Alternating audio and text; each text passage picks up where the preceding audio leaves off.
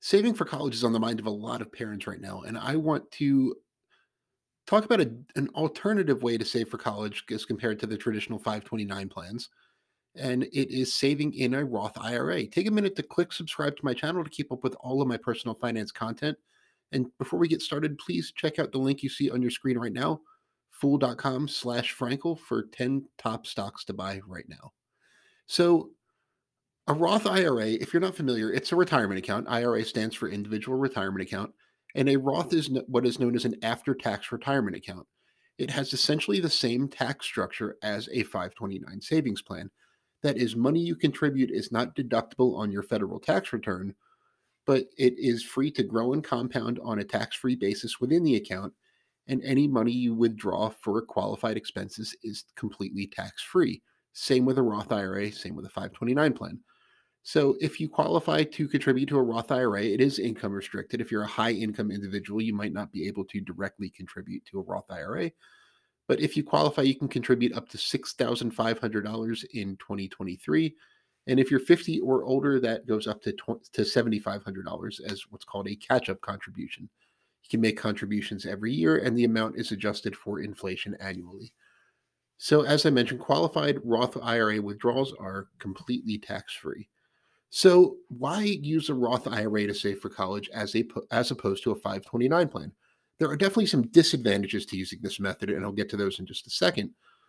But when you use the Roth IRA, essentially, I already mentioned it's the same tax structure, but one big key point here that's going to kind of carry through this entire video is that the Roth IRA method can be a great way to save for college if you're not 100% sure your child is going to need all the money that you're saving for college.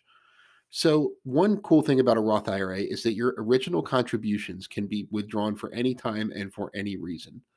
So, if you contribute the $6,500 maximum in 2023, that grows to say $10,000 next year because your investments are doing well.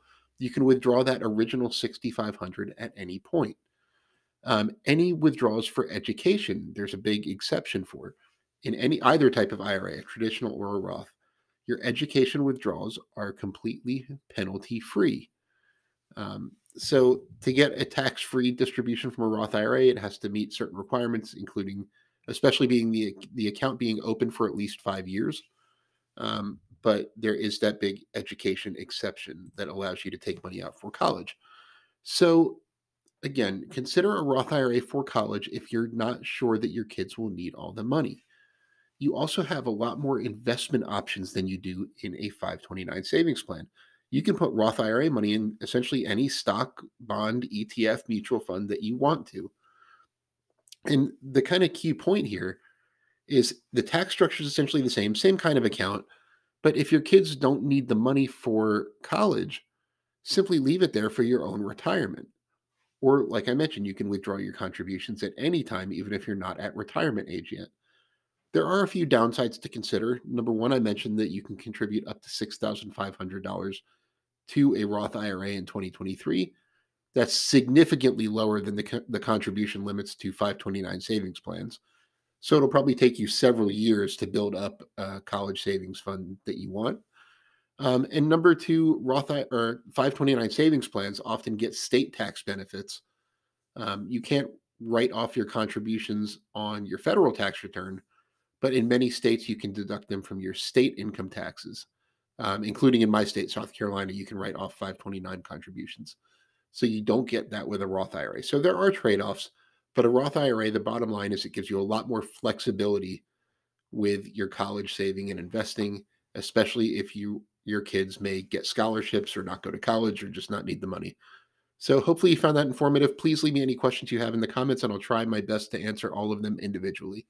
Once again, thank you so much for joining me. Be sure to click subscribe if you don't subscribe to my channel already.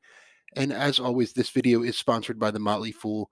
Be sure to visit www.fool.com/Frankel to receive the top 10 best stocks to buy now.